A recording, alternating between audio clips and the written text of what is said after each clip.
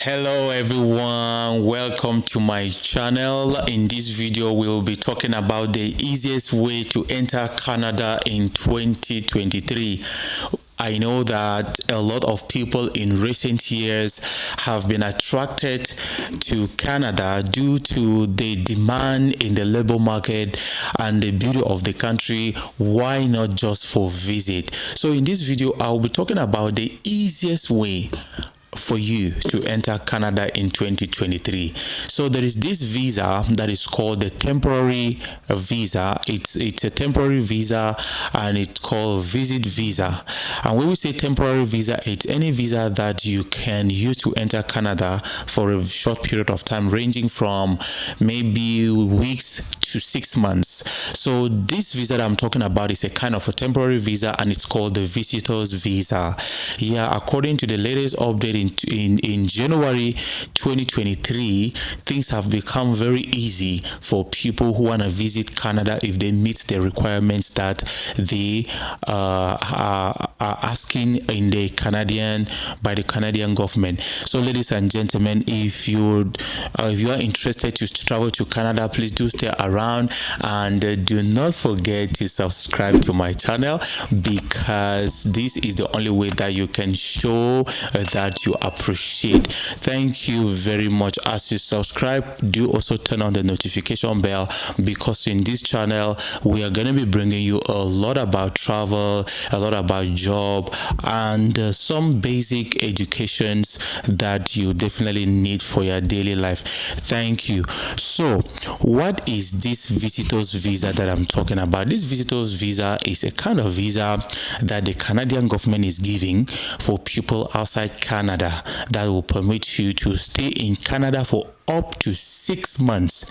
And a very good update about this visa is the fact that you can actually even convert this visa to a working visa while you are in Canada.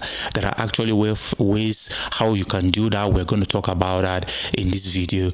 After we're going to talk about that later, but for now let's talk about this easiest way that you can travel to Canada. Who is eligible? We're going to talk about, first of all, the eligibility. Who is eligible to get this visa, right? So who is eligible? If you have a valid travel document like a passport, you will consider yourself eligible. And if you are in good health, you should consider yourself eligible.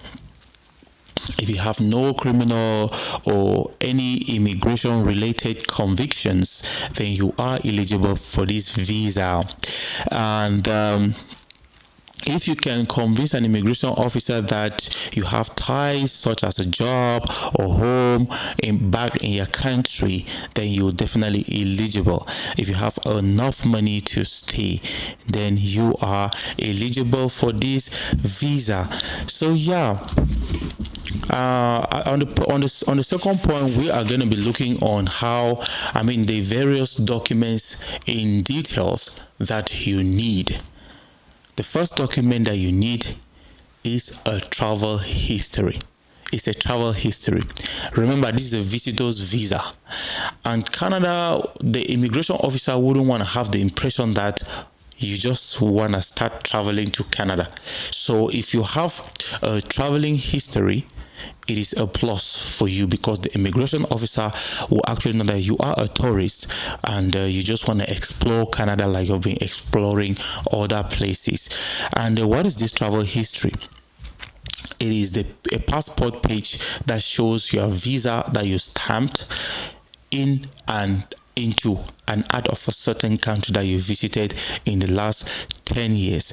You also need to include your hotel receipt the bookings that you were using, if it is possible.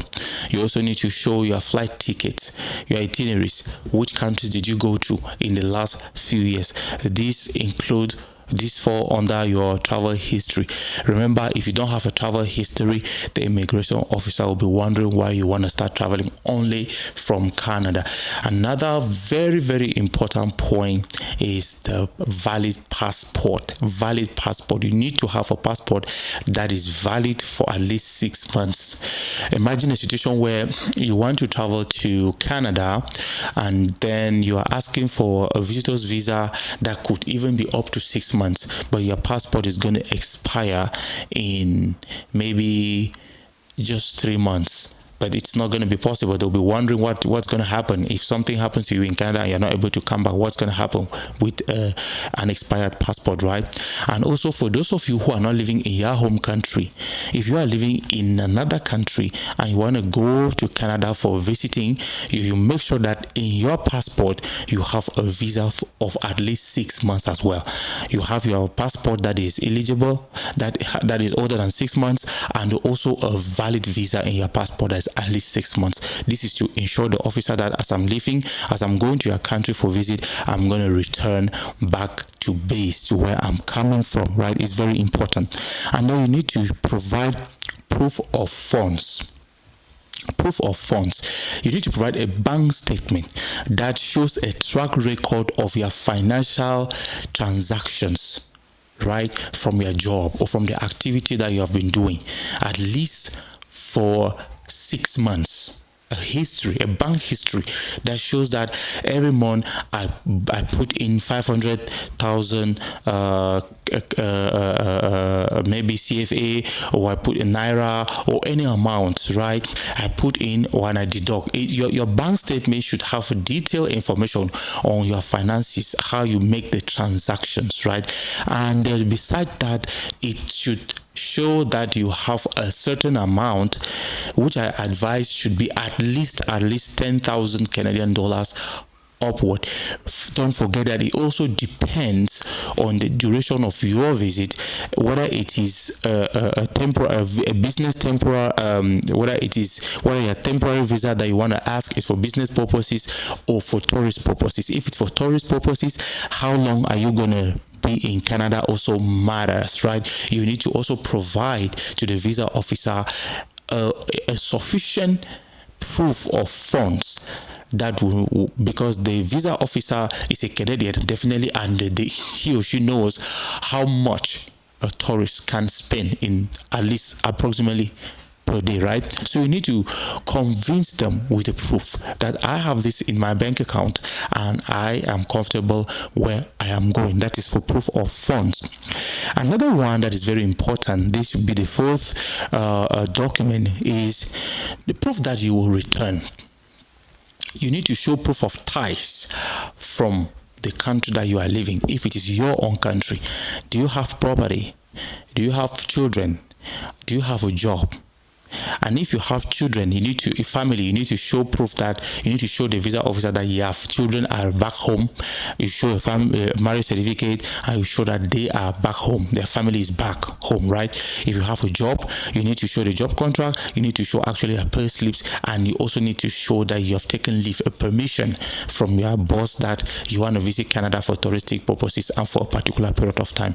This is very, very important. If you have a property, like a piece of land, maybe a house, a real estate, you need to provide the documentations on your name, not on another person's name. This is very, very important, right? And then you also need to have what we call a statement of purpose. A statement of purpose is very important. You have to write down the reason why you want to go to Canada. If you are going for tourists, you should be able to know where you are going to and why you are attracted to these particular places. Like you want to go maybe to the Niagara Falls in Toronto, you want to go to all these places, you will be able to spell out to the immigration officer that this is the reason why I'm going and these are the places that I want to go to. You also need to show the immigration officer that you have already prepared. If you have bookings of your itinerary, travel itinerary, the flight bookings, because there is way that you can book a flight and you don't pay, right? You need to show that. You can go to booking.com to book flights. You book a flight to the city that you want to go to, and then you also need to have the same information about hotels. You can book to those places without definitely paying for it. There are so many requirements, and just to name these few, there are also exceptional cases that apply to people who are from countries like Ukraine. Ukraine is under emergency, and I think travelers from Ukraine need a special treatment, and theirs is even more faster. And first of all, you need to actually find out if you are eligible. There are people who come from Canadian visa-free countries who do not necessarily need to apply for the visa. So you need to check out, and then let's go to this.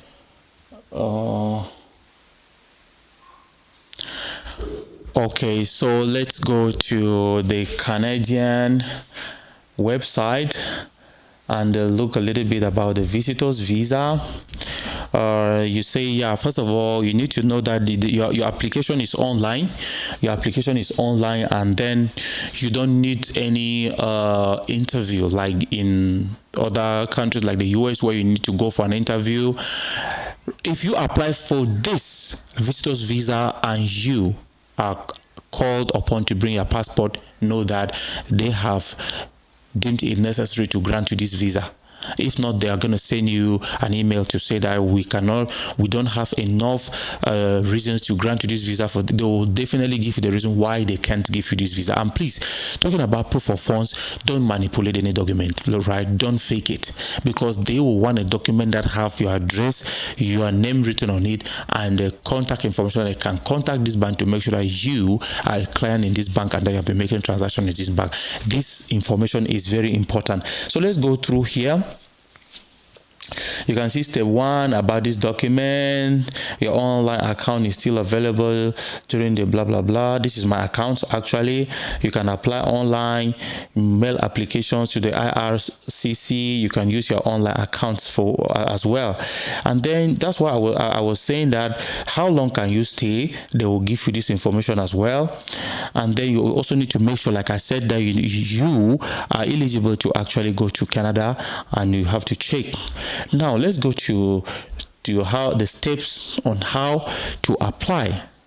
They are giving you some steps on how you can apply. Step 1, get the documents that show you meet the criteria for visitor's visa. Step 2, apply online. Step 3, to apply online, you need to create an account, you need to upload your documents, and you need to pay your fees. And the fees varies from country to country, and it may be 100 Canadian dollar upwards. And then step 3, you need to give your fingerprints and photo. That's biometrics. Normally you need to give biometrics, and if your local visa application center is not open due to COVID-19, there are temporary measures in place for biometrics. And how we process your application: we will check your application to make sure you all have the documents you need, and if it's incomplete, we'll return your application without processing it. If we approve your application, we will ask you to send your passport. That is what we were saying. You don't need any interview for this visa. And then send us your passport if we approve application to get your visa. Follow the instructions as well, and prepare for your travel to arrive in Canada. How simple is that, guys? It's very simple, right? So, but do not rush. The advice I'm going to give my followers is that, please, if you are watching the video and you like the content, please don't forget to subscribe. Don't forget to turn on the notification bell so that whenever we upload another video, you will be the first to be notified. So what I'm going to advise you as a potential candidate, that you should take your time and prepare. This visitor's visa is a special visa, and it's going to last up to February 2025. So you still have time. You need to travel to different countries. If you're in Africa, it's not enough for you just to travel. Maybe you're from Liberia, you go to Congo, no, that's not what they want. You need to travel out of the continent to show that you are a tourist, right? And then another thing that I wanted to say is that you need to prepare financially. Don't just rush. don't just want to do things in a rush. You still have enough time and to be legit, right? Another thing I wanted to say is that actually it is now possible for you to convert your visitor's visa to a work visa in Canada if you have an employer who has the authorization to employ foreigners, and they usually give privilege to people who are already in Canada.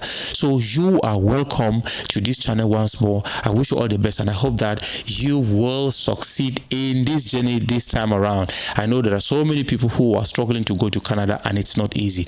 This might just be your time. Thanks for watching my video, and please don't forget to like, don't forget to subscribe, so that whenever we upload any nice video like this, you will be the first one to get notification. My channel is just a young one.